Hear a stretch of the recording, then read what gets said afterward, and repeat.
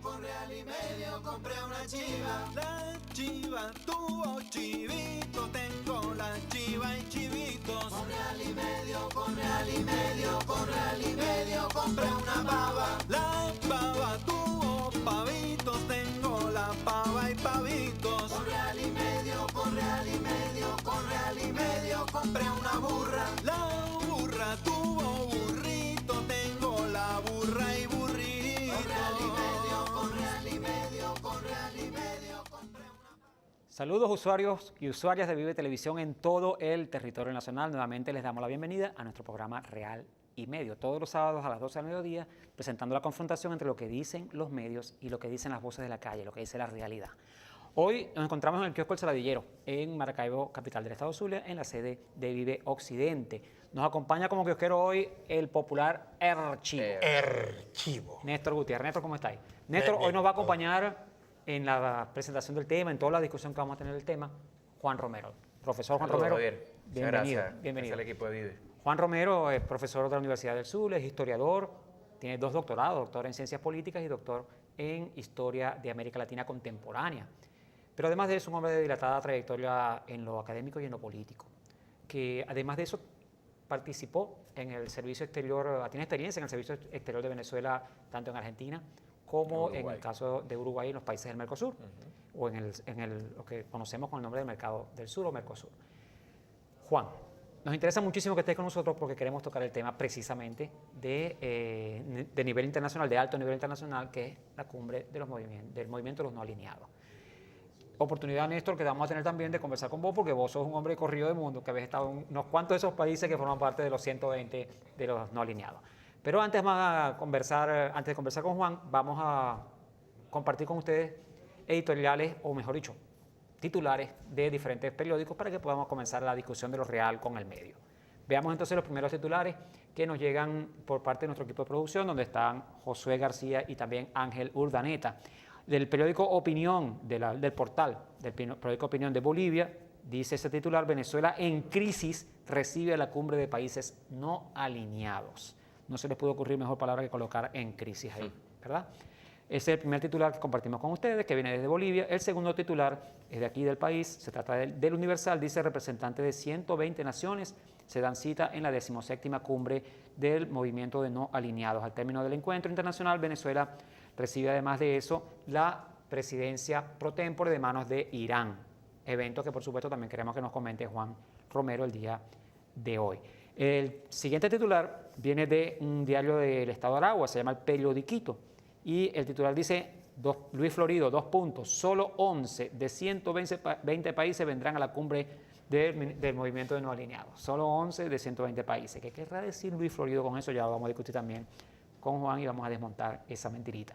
Y luego el Nacional dice, citando a Ramos Alú sobre el movimiento de no alineados, dice: pronunciamientos en ese encuentro no tienen relevancia ni trascendencia. ¿Qué más se puede esperar de Henry Ramos Alú que una frase como esa ante un evento de tal significación para nuestro país?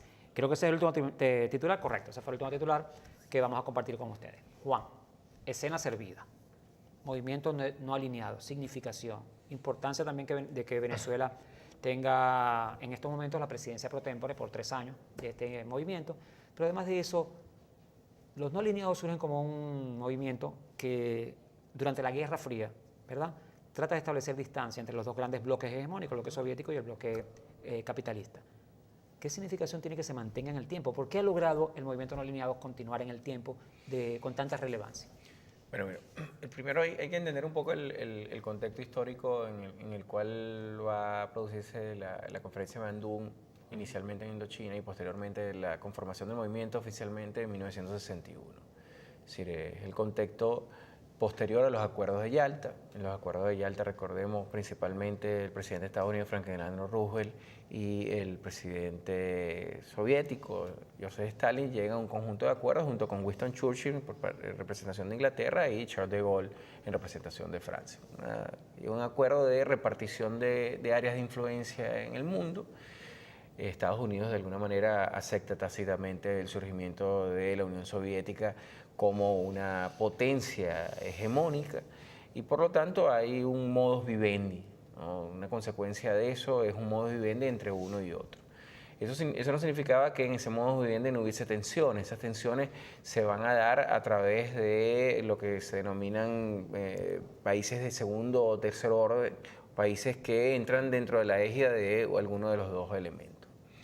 En el caso de Estados Unidos y los países sobre los cuales ejerce influencia, se produce un conjunto de disensiones, sobre todo en América Latina, donde Estados Unidos históricamente, por la propia doctrina Monroe, había tenido y sigue teniendo una incidencia enorme. Surge todo un movimiento de resistencia caracterizado por el movimiento guerrillero, cuyo modelo más exitoso es, por supuesto, el caso cubano, pero que se dio en Colombia, se dio aquí en Venezuela, se dio en Argentina, se dio en Chile, en Bolivia, en México, en Centroamérica, ¿no? Pero del lado del bloque soviético también ocurrieron disidencias y tienen que ver esencialmente con que en la postura de los Estados Unidos y en la postura soviética, si bien uno representaba el pensamiento liberal y otro la tesis del socialismo, su accionar en términos de control hegemónico, ¿no? En términos de la idea de hegemonía de Gramsci, era equiparable. Ambos imponían orden de arriba hacia abajo y por lo tanto había unos niveles muy leves de independencia en la imposición de ese orden. Ante esa circunstancia y ante la característica, insisto, que en la órbita de influencia de los Estados Unidos y en la órbita de influencia de la Unión Soviética existían voces disidentes sobre el accionar de esos dos bloques, comienza a darse sobre la idea, una idea esencial que explica la vigencia del movimiento de los no alineados, que es el tema de la descolonización. Y la descolonización como concepto en términos históricos implica varias oposiciones que se aplican tanto al pensamiento liberal capitalista como al pensamiento ortodoxo soviético.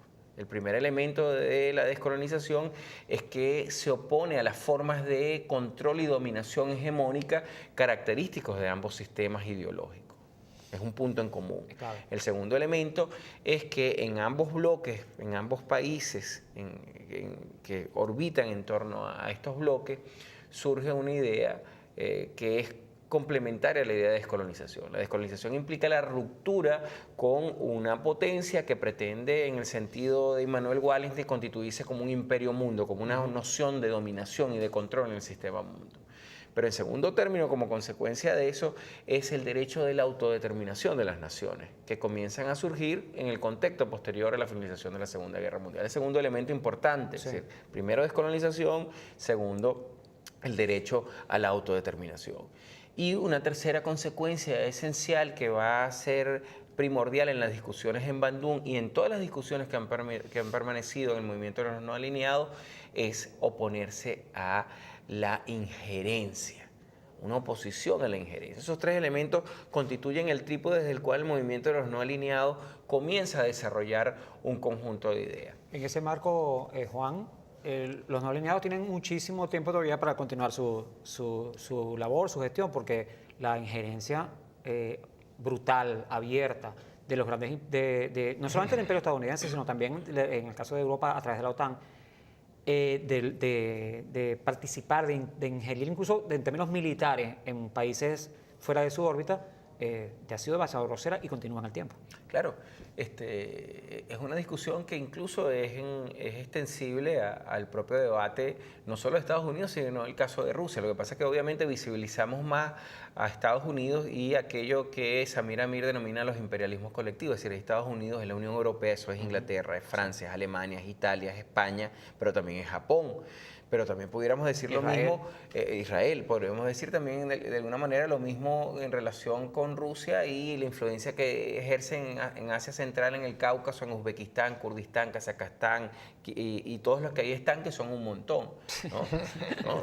Sí, es una discusión también en términos de eso, o sea, en términos de descolonización, en términos de independencia, en términos de no injerencia. Por eso es que la cumbre de los no alineados sigue teniendo vigencia. Claro. Ahora, está la vigencia, pues siguen siendo problemas. Esos problemas que están ahí, ¿a qué están relacionados? Están relacionados a tres elementos que en el caso de lo que Teotonio Buenaventura de Sousa dos Santos denomina la epistemología del sur sigue estando presente. O sea, los problemas del sur no son un problema geográfico, son problemas culturales. ¿Y cuáles son esos problemas? El problema de la participación sigue siendo un problema vigente en todo el sur geográfico, es decir, en todo el sur que es dominado, así está en el norte.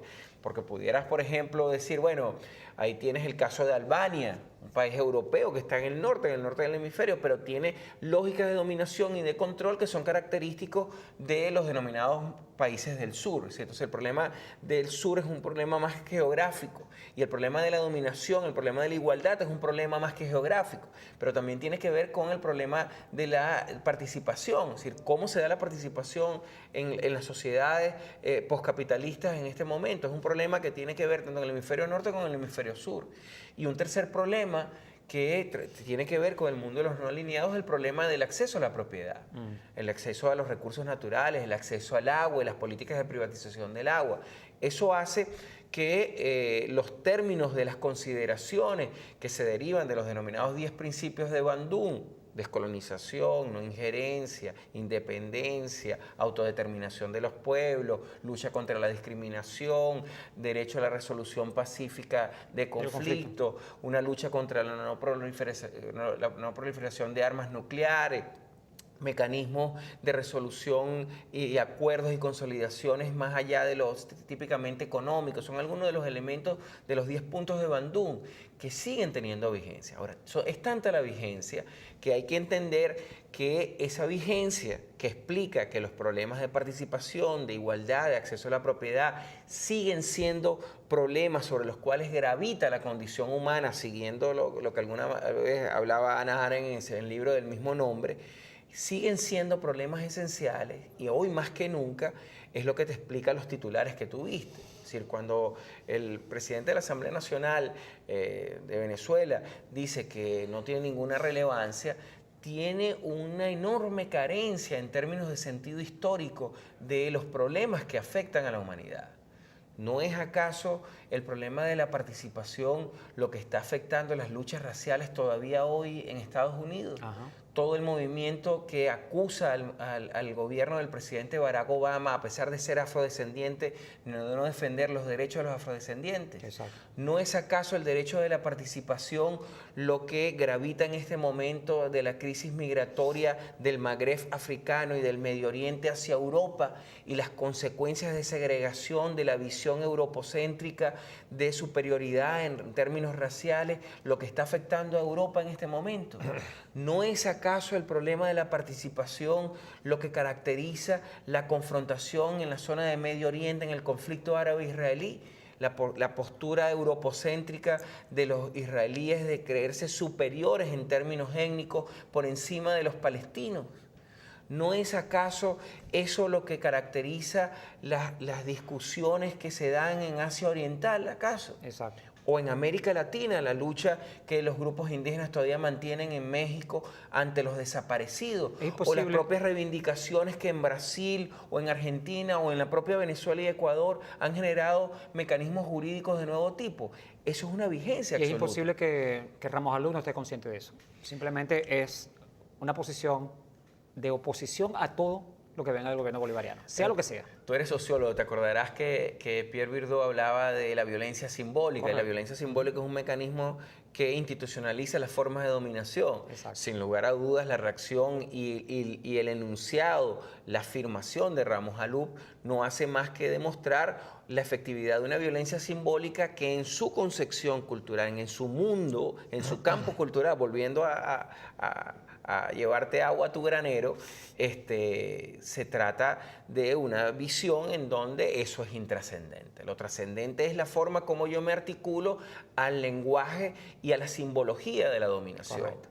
Ahora, el problema es que efectivamente, sin negar la dominación representa, sin embargo, a un 2-3% de la humanidad. Eso significa que hay un 97% de la humanidad en resistencia. Exacto. Entonces, ¿quién está desubicado? Sí, el gobierno de Venezuela, que rescata un discurso histórico que ha demostrado que tiene que ver más que una noción geográfica, tiene que ver con una noción de la propia condición humana, o Ramos Alú, que responde a un discurso que solo se ejemplifica, se refleja en un porcentaje muy corto de la población. Creo que la respuesta es indudable. Está muy clara. nos toca hacer la primera pausa, no hemos dejado que hable el chivo. Archivo, tenéis que Y hablar. tiene mucho que decirnos el tenemos que chivo hablar. también, tiene mucho que decirnos también. Vamos a hacer la primera pausa del programa, Juan. Te agradecemos mucho tu participación.